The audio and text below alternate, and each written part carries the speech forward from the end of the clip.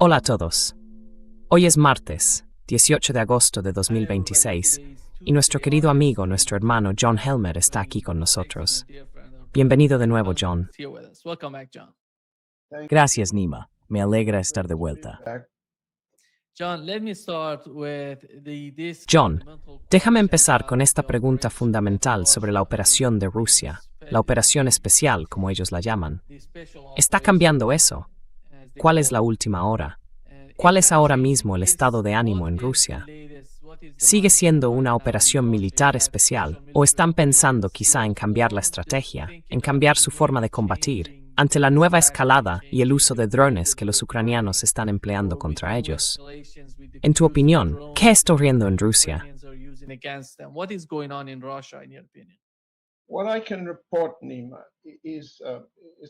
Lo que puedo contar, Nima, son los contactos con fuentes militares durante el fin de semana, cuando todo el mundo está en su dacha. Y hay que entender que estamos a mediados de agosto, en plenas vacaciones de verano. La broma en ruso es que ya no es la operación militar especial, sino más bien la operación militar Stranaya.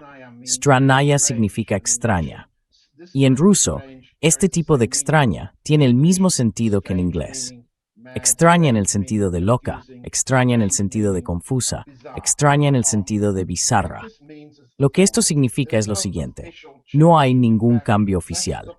De hecho, ese es el problema. Mis fuentes entienden que el problema es este.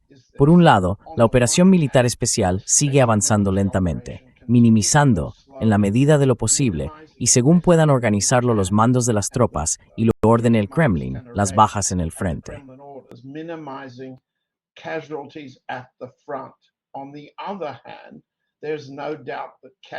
Por otro lado, no cabe duda de que las bajas están aumentando.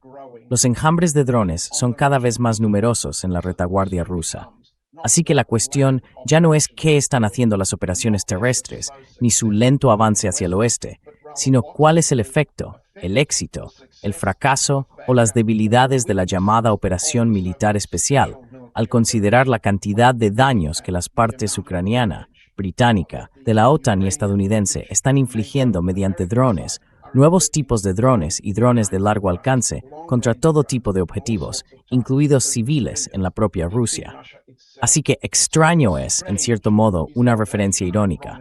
Está mostrando que aunque no hay pérdida de confianza en el presidente Putin, no hay alternativa.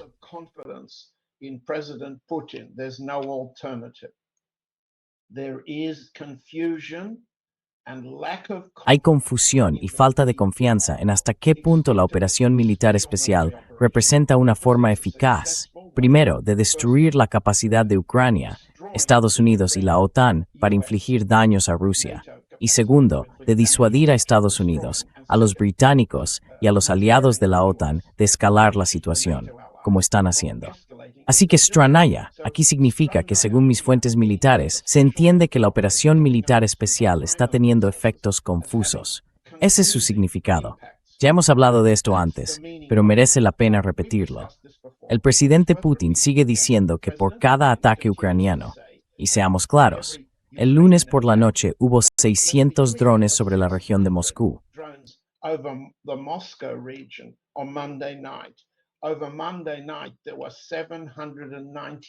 Durante la noche del lunes, se contabilizaron 791 drones sobre Rusia, incluida la región de Moscú. Algunos logran pasar, ¿de acuerdo? Así que la línea del presidente Putin ha sido responder golpe por golpe, como un espejo. Ahora bien, ¿cuál es la respuesta equivalente, si esa es la restricción, en una guerra de drones que ahora incluye municiones de racimo? Lo que señalan mis fuentes, y se puede ver en los informes de blogs militares, es que los ucranianos están utilizando ahora municiones de racimo, pequeñas bolas metálicas en la mezcla explosiva y en la ojiva de estos drones, destinadas a matar civiles. Y eso es lo que están haciendo. ¿Cuál es la respuesta golpe por golpe?, preguntan mis fuentes rusas. Después, hubo ataques adicionales contra almacenes de wild berries en la región de Moscú el lunes y el martes.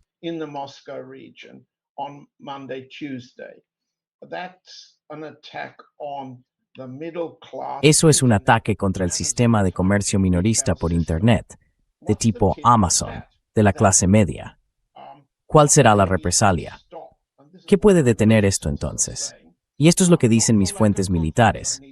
No por falta de confianza, debo subrayarlo, en el éxito final de la guerra rusa, sino más bien, y repito que tampoco por falta de confianza en el mando militar o en el Kremlin, cuando faltan solo 4 semanas para las elecciones, ¿qué puede detener esta escalada?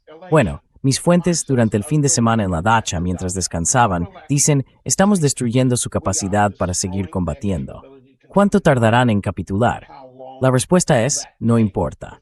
Podrían ser 3 meses, podrían ser 3 años.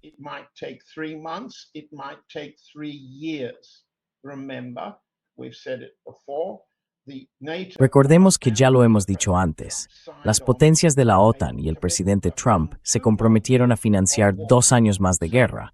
Así que lo que tenemos es cierto desánimo, y ahí es donde Specjalnaya, la terminología de operación militar especial, deja de ser solo irónica y se convierte en una crítica.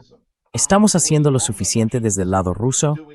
Ahora bien, puedes poner nuclear en el titular de cualquier podcast y atraer audiencia, pero la opción nuclear no es algo que el lado ruso se esté planteando seriamente.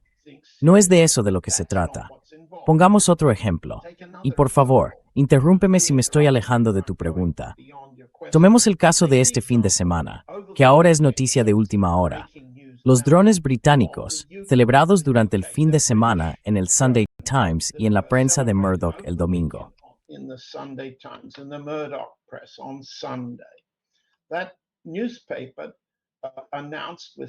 Ese periódico anunció, con cierto triunfalismo, que drones británicos, 2 en particular, fueron utilizados por primera vez en los últimos días por la parte ucraniana, y que los británicos esperan con interés una mayor escalada de los drones británicos, más entregas de drones a Ucrania y más lanzamientos de drones contra Rusia, tanto de corto como de largo alcance. ¿Qué ocurrió entonces? Bueno, aquí es donde entramos en un comportamiento extraño, stranaya. Por un lado, tienes a fuentes militares británicas en el London Times diciendo que entienden la amenaza rusa. Ahora entienden que ya no estamos nerviosos. Bien, están diciendo, de forma crucial, los rusos amenazan, pero nosotros no estamos nerviosos.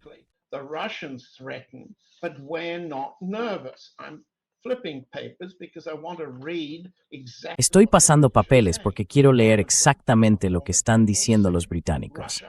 Uno de ellos, un antiguo general, dirá, más bien puede que incluso digan que las propias fábricas son ahora objetivos legítimos, pero no se da ninguna credibilidad a la respuesta de ojo por ojo del presidente Putin.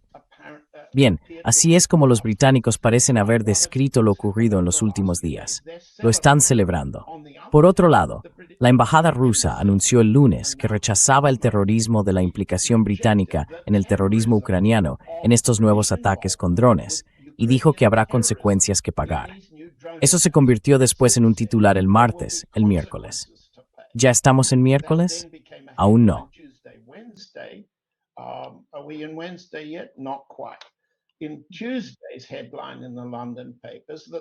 En los titulares del martes de la prensa londinense, la parte rusa amenaza con consecuencias que se pagarán si se intensifica la campaña británica de drones. ¿Qué tenemos aquí? Tenemos stranya, un comportamiento extraño por parte de Rusia, que en el otro lado se considera una mera amenaza vacía, un blanqueo de sables. Y eso es un problema que las fuentes rusas que tengo, las fuentes militares, reconocen en privado. Entonces, ¿qué estamos diciendo? Tenemos, por un lado, el fracaso total de una línea dentro del Kremlin que decía que si el primer ministro Starmer era derrocado y sustituido, la política británica hacia Rusia cambiaría. Bien, esa era la línea. Kirill Dmitriev, el representante especial del presidente, para hablar con el mundo empresarial en Estados Unidos.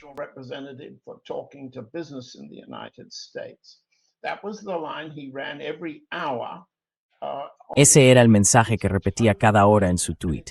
Es un fracaso total, y así se entiende en Moscú. En cambio, tenemos al primer ministro Andrew Burnham, que está escalando la situación y lo celebran en Londres los domingos.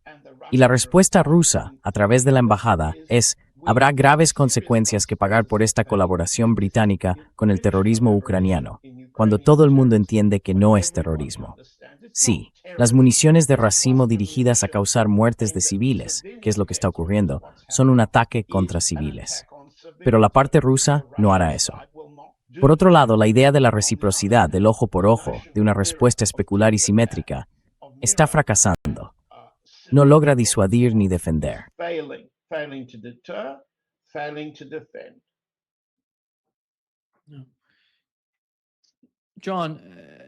Sí, John, hubo una entrevista importante con Lavrov.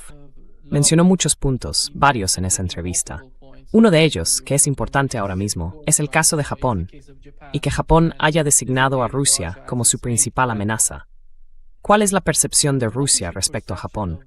¿Se trata únicamente de Estados Unidos y de la influencia de Estados Unidos? ¿O viene de la sede de la OTAN? Es decir, de Estados Unidos junto con los europeos. ¿O es algo que surge desde dentro de Japón? Porque no hay ninguna razón para que Japón tenga miedo de Rusia. ¿Por qué ocurre eso entre los europeos?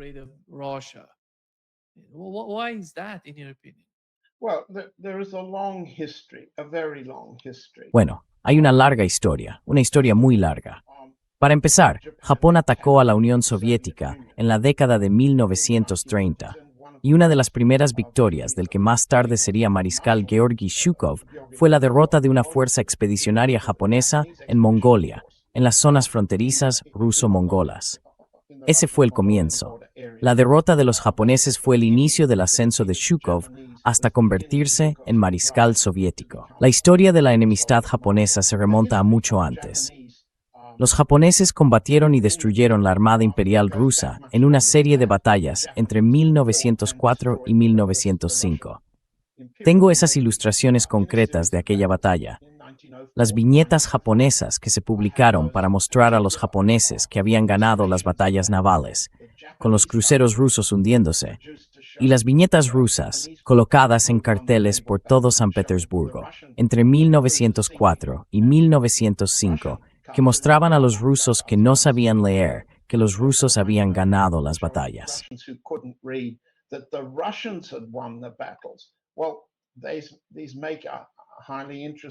Bueno, estos dos hacen un contraste muy interesante en las paredes de mi despacho. Lo cierto es que hay 2 siglos de preparativos bélicos japoneses contra Rusia, y Rusia derrotó finalmente a los japoneses. Fue una de las potencias vencedoras de la guerra contra Japón en 1945. Desde entonces, Japón no tiene con Rusia un conjunto de tratados que ponga fin a la guerra. Japón sigue planteando reivindicaciones territoriales, especialmente sobre la cadena de Islas Kuriles. Persisten tanto disputas territoriales como, digamos, hostilidades tradicionales entre Japón y Rusia que no se han resuelto. Desde el punto de vista ruso, y así lo han explicado el ministro Lavrov y el presidente Putin, la parte rusa consideraba que, con Shinzo Abe, que entonces era primer ministro, había mayor flexibilidad y la posibilidad de alcanzar a largo plazo un verdadero final de la guerra y una auténtica reconstrucción de las relaciones.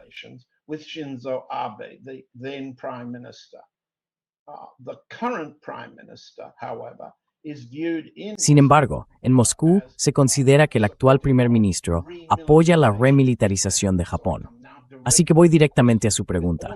Con toda esa historia sin resolver, tanto territorial como militar, con toda esa desconfianza y esas dudas históricas sobre las intenciones pacíficas de cada uno hacia el otro, el problema sigue siendo este. ¿Está Estados Unidos alentando intencionadamente a Japón a remilitarizarse contra China y Rusia al mismo tiempo? En otras palabras, ¿una repetición de la Segunda Guerra Mundial con adversarios y antagonismo? ¿Es esa la política de Estados Unidos para Japón? Y Japón, bajo el actual gobierno, se está remilitarizando de una forma muy parecida, en paralelo a la política estadounidense de animar a Alemania, al Reino Unido y a Francia a remilitarizarse. De hecho, a todos y cada uno de los aliados de la OTAN. ¿Cuál es la base ideológica de la remilitarización? El enemigo es Rusia en Europa. The enemy is Russia in Europe. The enemy is China and Russia. El enemigo son China y Rusia en Asia. Así que ese es, digámoslo así, el problema estratégico e ideológico. Y en la medida en que la actual administración japonesa está haciendo todo lo posible por remilitarizarse, la limitación constitucional de las fuerzas de autodefensa ya no resulta práctica ni aplicable. Verán que el Ministerio de Asuntos Exteriores chino ataca de forma regular y explícita la pérdida de memoria de Japón sobre los pogromos que infligió al pueblo chino durante las primeras fases de la Segunda Guerra Mundial. Los chinos son mucho más explícitos que los rusos en su oposición a la remilitarización japonesa. Pero a ambas partes les preocupa por igual que la política de Estados Unidos sea lograr que Japón financie esa remilitarización, compre Estados Unidos y desarrolle una nueva plataforma bélica contra ambas potencias. Ese es el contexto, y ahí es donde estamos hoy.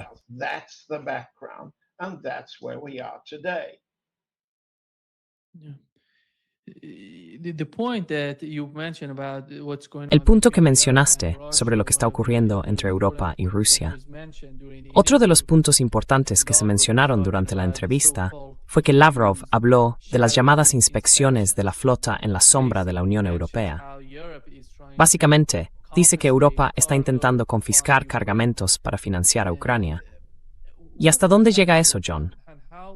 ¿Cómo ves que pueda producirse algún tipo de escalada entre las dos partes, Rusia y Europa? ¿Y hasta dónde podría llegar, en tu opinión? Porque, a ojos de Rusia, esto es piratería. No es nada más que eso. No se trata de inspecciones ni de nada por el estilo. Es piratería. Y van a responder a ello. Eso significa que van a tomar represalias contra los países que participen en esto. ¿Cuál es tu interpretación?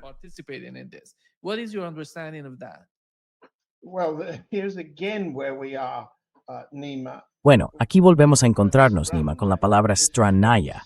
Esto es lo extraño. Miro hacia abajo porque quiero citar exactamente cómo expresó Lavrov esto, para que podamos remontarnos a la intervención de Putin a bordo del crucero pesado Baryag la semana pasada durante una revista naval en Vladivostok.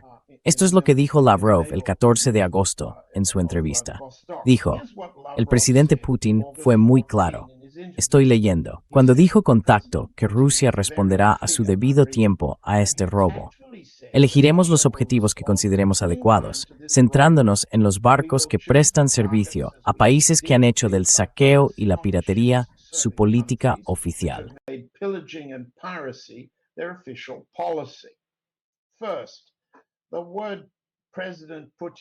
En primer lugar, las palabras el presidente Putin fue claro cuando dijo contacto son en cierto modo una ironía dirigida al presidente Putin.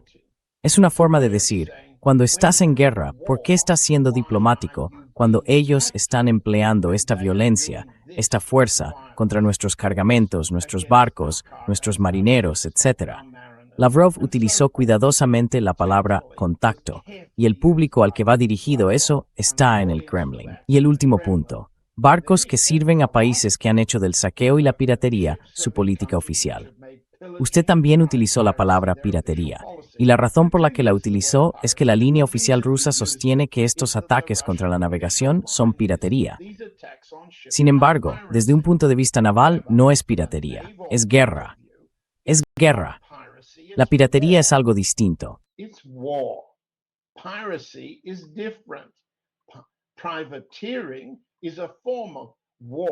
El corso es una forma de guerra entre estados. Por orden de los estados, los monarcas, la reina Isabel I de Inglaterra, encargaban o privatizaban los ataques contra buques enemigos, contra barcos españoles que transportaban oro desde el Caribe. Contrataban a operadores privados para llevar a cabo esos ataques y luego compartían los beneficios con el monarca, con el Estado, con la corona. Esto no es piratería, es guerra. Sin embargo, Rusia no está en guerra con Estados Unidos, incluso cuando marines estadounidenses abordan buques con bandera rusa e incautan cargamentos rusos. Se llama piratería.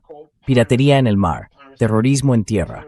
Es una forma de minimizar la naturaleza de nuestro conflicto actual. Esto es lo que hace que sea una operación militar especial en Ucrania y piratería en el extranjero. Esta combinación de términos, terminología, ideas y lenguaje oficial es lo que resulta stranaya. Es extraña.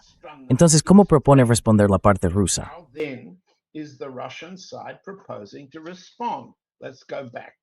to Lavrov. We will not Volvamos a Lavrov. No vamos a, y vuelvo a citar, no vamos a rebajarnos a su nivel. En su lugar, adoptaremos métodos mucho más duros para destruir todo lo que permite a Occidente alimentar la maquinaria de guerra de Kiev. Ya lo estamos haciendo, y ellos ya están lloriqueando. Ahora bien, aquí tenemos la idea de la imagen especular. Lo que tuvimos la semana pasada fue al comandante de la flota rusa del Pacífico respondiendo al presidente Putin durante una sesión informativa a bordo del buque insignia de la flota.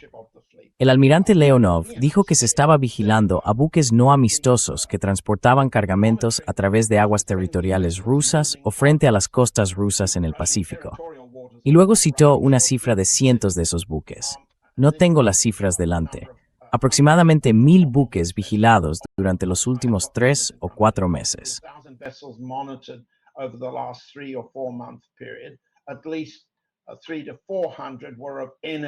Al menos 300 o 400 eran de estados enemigos, por llamarlos poco amistosos. Representan un blanco de oportunidad. Eso es una amenaza de respuesta de ojo por ojo. Entonces la cuestión pasa a ser esta. ¿Responderá Rusia a estos ataques navales del otro bando, incluidas las fuerzas estadounidenses?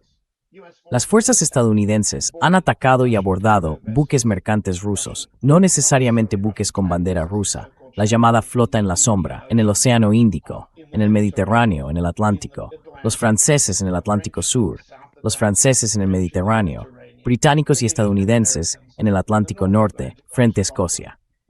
Podríamos seguir y seguir. ¿Qué hará realmente en la práctica la parte rusa en una guerra?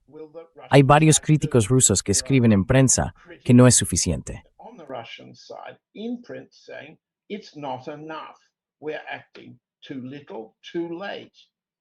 Estamos actuando demasiado poco y demasiado tarde. Así que lo que tenemos es incertidumbre. Incertidumbre. Y eso también implica críticas. También implica debate a puerta cerrada. Veamos exactamente qué ha ocurrido en el Mar Negro durante las últimas horas. Se ha difundido a bombo y platillo que el vicepresidente Vance pidió a Zelensky, al régimen de Zelensky y a Vladimir Zelensky en persona que no atacaran la terminal del CPC, el consorcio del oleoducto del Caspio, en el puerto ruso de Novorossiysk, en el Mar Negro. Vance lo entendió, y a Zelensky se le pidió que dejara de atacar el petróleo kazajo, que se transporta por oleoducto desde la costa kazaja del Caspio hasta esta salida para exportar petróleo kazajo a través del Mar Negro. De hecho, eso es lo que acordaron las partes, y no ha habido una suspensión de los ataques ucranianos contra la terminal del CPC.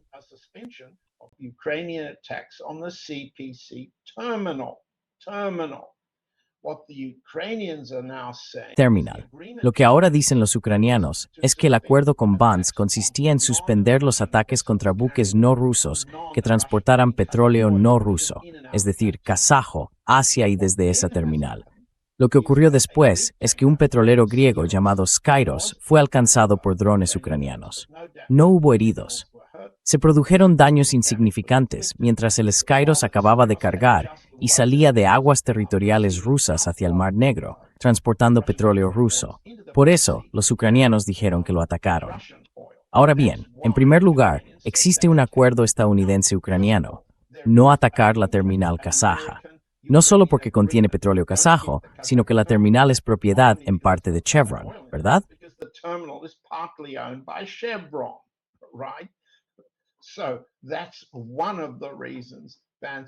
Así que esa es una de las razones por las que Vance está implicado ahí.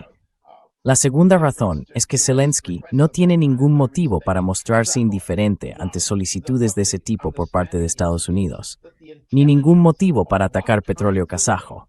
No. Lo que se entiende es que la inteligencia sobre qué tipos de petróleo llevaba a bordo el Skyros era tan buena, tan fiable, que los ucranianos pudieron atacar un buque que transportaba petróleo ruso desde una terminal no rusa. Ese es el significado de ese episodio. Por tanto, no hay protección para esos buques bajo este condominio entre Estados Unidos y Ucrania. ¿Cuál es la represalia ahí? ¿Cuál es la represalia en el Mar Negro? Ya hemos hablado de esto antes. Otros colegas también lo comentan. Se puede exagerar el impacto de la guerra en el Mar Negro, pero ya no es piratería en el Mar Negro.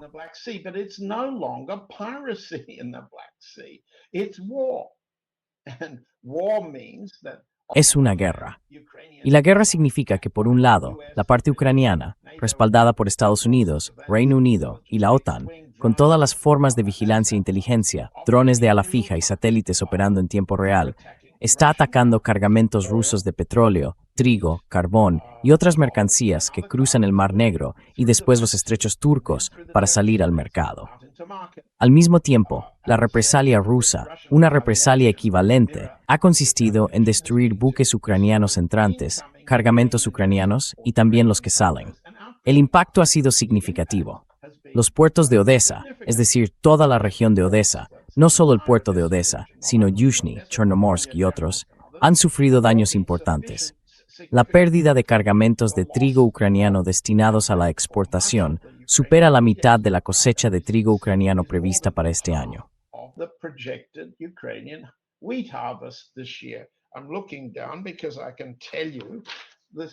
Miro hacia abajo porque puedo decirles que esto refleja el impacto en el precio del trigo en Chicago y muestra picos repentinos y pronunciados. Así que sí, la guerra rusa en el Mar Negro, en respuesta a la guerra ucraniana en el Mar Negro, ya ha reducido este mes las exportaciones ucranianas en casi un 60%. Y vemos cómo sube el precio del trigo a medida que se reducen las reservas mundiales de trigo. Ahora bien, el siguiente punto es la parte extraña. Hay rutas alternativas para las exportaciones ucranianas. El río Danubio. Sin embargo, eso es un problema porque su nivel de agua está muy bajo. Estamos atravesando una especie de sequía europea en este momento. También están la carretera y el ferrocarril. Y eso nos devuelve a cuál es la operación rusa para cortar las conexiones por carretera y ferrocarril desde Ucrania hacia Polonia y desde Polonia hacia Ucrania.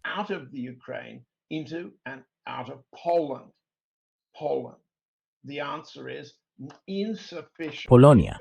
La respuesta allí es insuficiente, un toma y daca. Bien, para ir cerrando, ¿en qué punto estamos en la guerra en el mar? Tenemos una serie de amenazas. También hemos tenido una serie de, respuestas. Hakan Fidan, el actual ministro de Asuntos Exteriores turco, propuso una moratoria militar en el Mar Negro, sobre todo porque Turquía está sufriendo los daños de la guerra que Ucrania está infligiendo a los suministros rusos destinados a Turquía. Fidan propuso una moratoria. Creo que me preguntaste por eso la última vez. Creo que respondí que no tenía sentido, que no era una opción, que era imposible. Y la razón exacta por la que Fidan lo dijo, sabiendo que era imposible, probablemente tenga que ver con su posición política interna y con la política de sucesión del presidente Erdogan.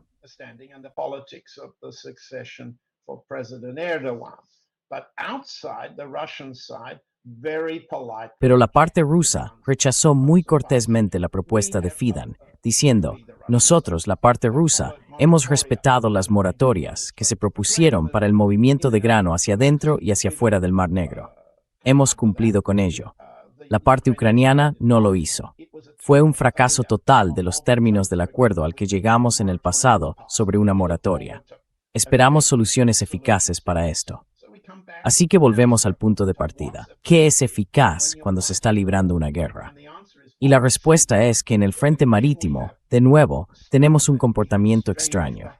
Creemos en una política que no está funcionando correctamente, ni para detener los ataques, ni para disuadir a Estados Unidos, al Reino Unido y a los aliados de la OTAN de intensificar la escalada. No hay una destrucción eficaz, ni una disuasión eficaz. ¿No es extraño?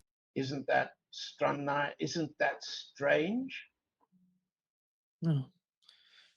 John, Lavrov mencionó que un simple alto el fuego traicionaría a nuestros antepasados, dijo, que derrotaron al nazismo, y afirma que necesitamos un acuerdo duradero y sostenible. Ese es el objetivo final por parte de Rusia. Quieren una solución permanente a lo que está ocurriendo. Pero el problema es que Europa se está radicalizando de algún modo. Y mencionó que le preguntaron por una periodista alemana que hablaba abiertamente de matar a rusos. Dijo que el nazismo está haciendo metástasis en Alemania. ¿Cuál es la percepción de la forma en que la guerra ha influido en Rusia, por ejemplo, y particularmente en Alemania? Porque Alemania es uno de esos 3 países que más apoyo están dando a los ucranianos, junto con el Reino Unido y Francia. Pero a ojos de Lavrov, El caso de Alemania está empeorando para Rusia bajo el canciller Merz. Getting worse for Russia under Chancellor Merz in the eyes of Lavrov.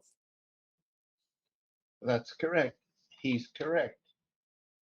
There Así are es. at least Tiene two razón. different lines. Hay al menos dos líneas distintas de toma de decisiones políticas incoherentes en respuesta a su pregunta. On the one hand, Por un lado, el ministro de Exteriores Lavrov dice que así es como está empeorando la situación en Alemania. this is the way Y dejémoslo claro, algunos de nuestros colegas, periodistas alemanes, podcasters alemanes, les están bloqueando el acceso a sus bancos, a sus cuentas bancarias. Eso está ocurriendo en Alemania. Está ocurriendo en Francia. Nuestro colega Hagbod fue, como saben, objeto de una sanción de la Unión Europea. Era un particular. ¿De acuerdo? Union sanction. He was an individual, okay? And I'm glad to say as part of his litigation, Y me complace decir que como parte de su litigio en defensa propia, ha habido cierto alivio por parte de Bélgica, mientras el caso sigue pendiente. nonsensical charges Y espero de verdad que los cargos absurdos contra él, que sirvieron para justificar la sanción, acaben siendo desestimados por los tribunales. Pero Jacques es un individuo. Los podcasts alemanes y franceses, Toxin y Géopolitique Profonde en Francia, y hay otros en Alemania, están perdiendo el acceso a los servicios bancarios. Todos están siendo sancionados por los regímenes nacionales. Y esto es para impedir las críticas al rearme. to stop criticism of remilitarization. The problem politically for the Russian side El problema político para la parte rusa a la hora de tomar decisiones es que existe una facción, de nuevo tengo que mencionar su nombre, Kirill Dmitriev, que piensa que la solución al problema de la remilitarización de Alemania pasa por apartar, electoral y políticamente, al impopular canciller Merz y sustituirlo por el partido Alternativa para Alemania, AfD. Esto supone entonces una apuesta por la política interna alemana. domestic German Dmitriev es un antiizquierdista fanático. Debo señalarlo, un antiizquierdista fanático. Lo deja muy claro, repetidamente. Se ha unido a Trump en sus ataques contra los llamados miembros de la izquierda socialista del Partido Demócrata que están ganando primarias en Estados Unidos. Dmitriev está tan cerca del fascismo de derechas en Europa como resulta civilizado estarlo para un funcionario ruso. civilized to be for a Russian official. He has already, as I've said, made a serious mistake. Él ya ha cometido, como he dicho, un grave error al pensar que el cambio de régimen en el Reino Unido beneficiaría al llamado Partido de Derechas de Farage, el Partido Reformista de Nigel Farage. No ha sido así. Ha dado lugar al régimen de Burnham. En Alemania, ¿logrará la AfD sustituir a la coalición de Merz? La respuesta es no, no exactamente. La AfD ya está avanzando hacia la aceptación de la remilitarización, adoptándola para llegar al poder en una coalición que sustituirá o podría sustituir a Merz. En otras palabras, y el mismo proceso está ocurriendo en Francia, donde el candidato de Kirill Dmitriev para frenar la remilitarización es Agrupación Nacional, el partido de Le Pen. Ese partido también está avanzando hacia la adopción de elementos antirrusos de la política de Macron para ganar votos, para participar en las débiles coaliciones que gobiernan estos países. ¿De acuerdo? The weak coalitions that rule these countries. Okay? So there's a line in the Kremlin that insists that Hay una corriente en el Kremlin que insiste en que la forma de bloquear la remilitarización alemana es electoralmente, apoyando a AfD en Alemania, a RN en Francia, a Reform en Inglaterra o en el Reino Unido. Todas esas apuestas empiezan a demostrar que son inútiles. Empiezan a mostrar que no entienden la política interna de esos estados, ni en Italia, ni en Finlandia, ni en Suecia, ni en todos los demás. Son rusos, diría yo, con una línea cercana al fascismo, sin duda, fanáticamente antiizquierdista. Interpretan mal la política interna al elaborar una estrategia de oposición a la remilitarización. Luego están los servicios de inteligencia y, hasta cierto punto, el Ministerio de Asuntos Exteriores bajo Lavrov. Tienen una mejor valoración de estos países y entienden mejor que todos ellos participan en un imperio dirigido de forma directa y eficaz, no ineficaz, por la administración Trump. not ineffectively by the Trump administration. And remilitarization represents deep-seated Y la remilitarización representa cambios profundos en la forma en que funciona la base económica de estos países. Ahora bien, para luchar contra un imperio comprometido con una guerra a largo plazo contra ti, no puedes contar con que se opongan a la remilitarización. No puedes contar con una desnazificación, ni en Kiev, ni en Europa, ni en Berlín, París, Londres o Washington en realidad. Combatir una guerra exige responder con una guerra de contrafuerza, ¿no es así? Y así volvemos a la política interna y a la toma de decisiones en Moscú. Espero haber dejado claro que existen diferencias serias y profundas en torno al presidente Putin, y él trata de equilibrarlas. Pero no se pueden equilibrar los opuestos. No se pueden compensar los errores con más errores, ni los juicios equivocados con otros juicios equivocados. Mistakes with mistakes or misjudgments. And that's one of the Russian problems. Y ese es uno de los problemas rusos que hace tan difícil encajar el pensamiento actual sobre qué hacer después. Como decía, estamos a 4 semanas de las elecciones, el 18 de septiembre, y veremos hasta qué punto se mantiene la confianza pública en la administración, en el éxito final de los militares y con la debilidad actual de la economía. Veremos cuánta confianza pública queda y qué forma tendrá el Parlamento. Así que eso es lo que está en juego de forma inmediata, dentro de 4 semanas, y está a punto de decidirse en Rusia. Pero la remilitarización, una guerra permanente contra Europa. Todas mis fuentes en sus dachas durante el fin de semana no tienen duda alguna de que los europeos quieren una guerra permanente, y la tendrán.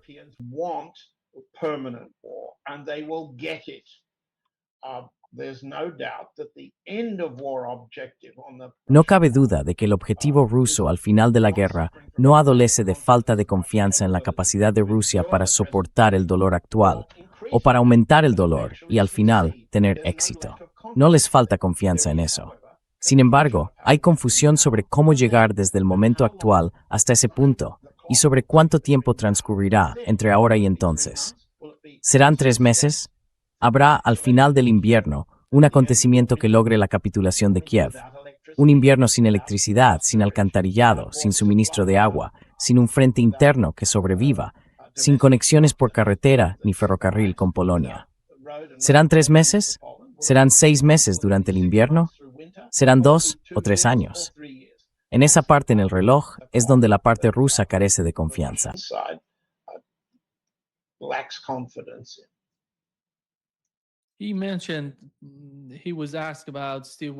Mencionó que en esa entrevista le preguntaron por Steve Witkoff y Jared Kushner, John.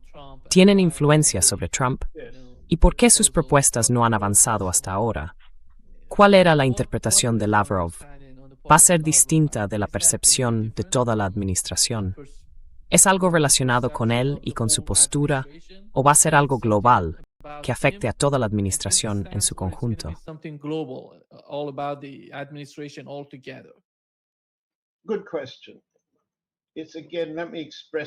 Buena pregunta. Déjeme expresarlo de nuevo. Primero está la política interna rusa, y luego hay que ampliarlo estratégicamente. Permítame leer otra vez exactamente lo que dijo Lavrov. Parto de la premisa de que si efectivamente se deposita esa confianza en ellos, se refiere a Witkoff y Kushner, sí tienen influencia sobre el presidente de Estados Unidos. No nos negamos a dialogar con ellos. Si deciden visitar, volveré a lo que quiere decir con eso, son plenamente conscientes de que el presidente Putin está dispuesto a recibirlos una vez más. La cuestión clave es qué traerán a la mesa. Y después continúa. La cuestión es que primero tienen que decidir venir, y segundo, tienen que traer algo. No es que nadie, salvo Kirill Dmitriev, quiera verles la cara.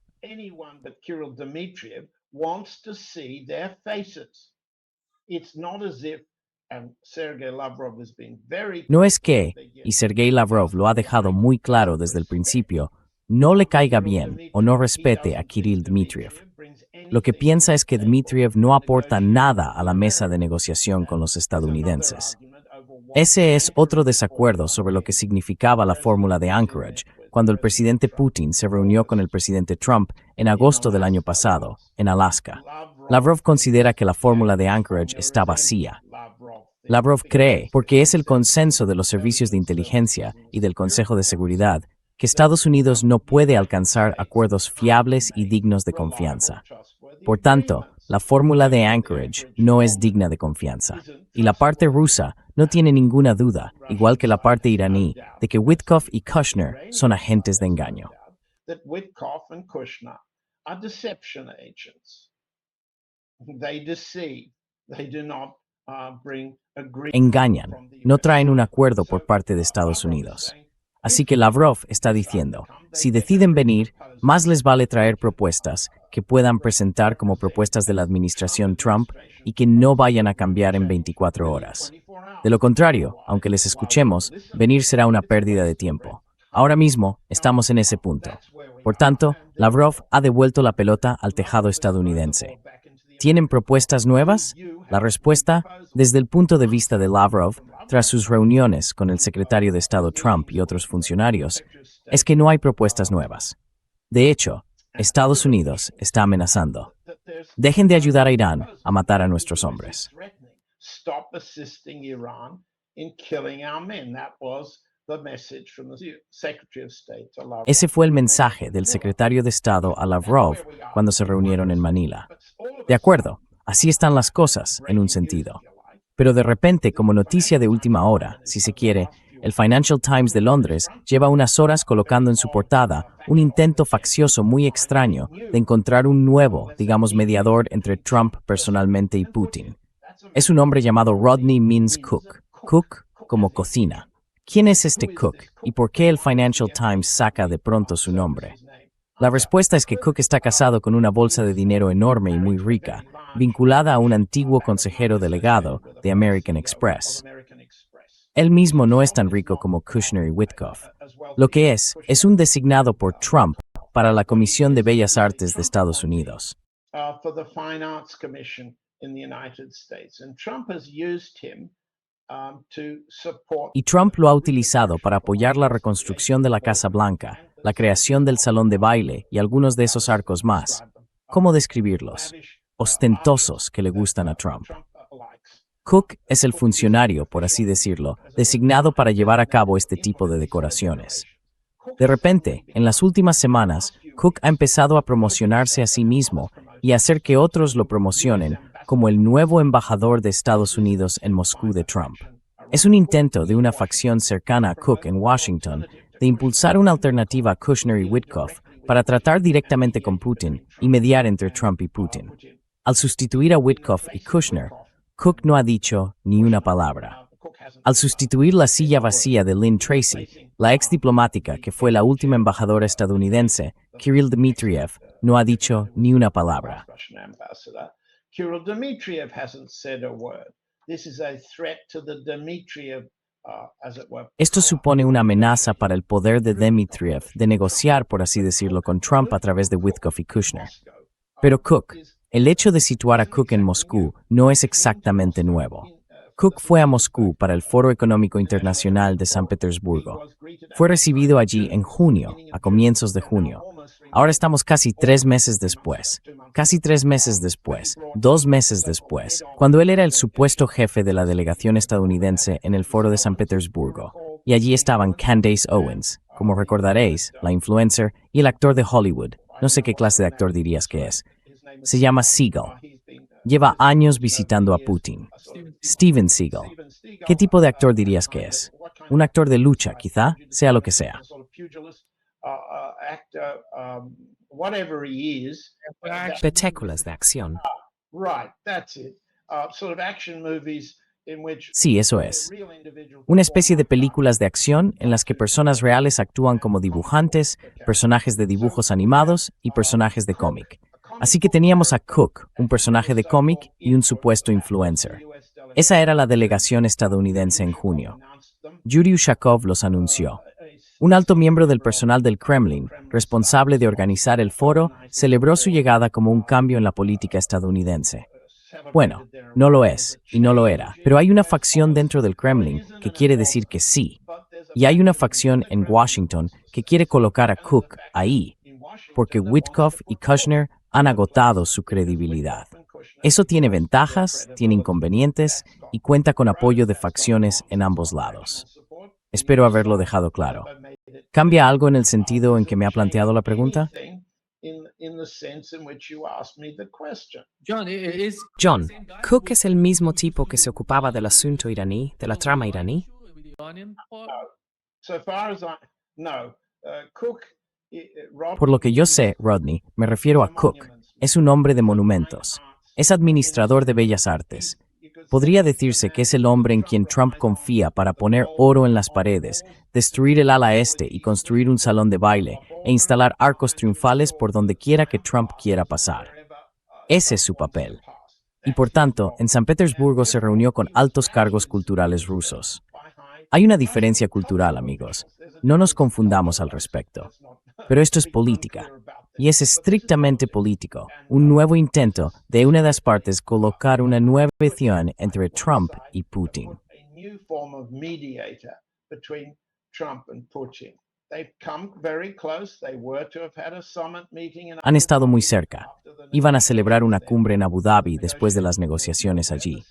Las negociaciones no llevaron a ninguna parte. La cumbre se concibió, pero no tuvo lugar. No estamos ni de lejos cerca de alcanzar unas condiciones para poner fin a la guerra que justifiquen una cumbre. Así que, en torno a todo esto, está, por así decirlo, Lavrov diciendo que el presidente Putin habla con tacto. Sí, con tacto, porque son personas. Nadie quiere estropear algo si lleva manzanas de verdad. Pero estas son manzanas podridas, en el fondo de un barril muy profundo y negro. No es política real. No es un final real de la guerra, como usted decía. It's not real end of war, like you said. Yeah. Sí. Muchísimas gracias, John, por acompañarnos hoy. Es un gran placer, como siempre. Pleasure, as always. Thank Gracias, Nima. Nos vemos la semana que viene. you. Nos vemos la semana que viene.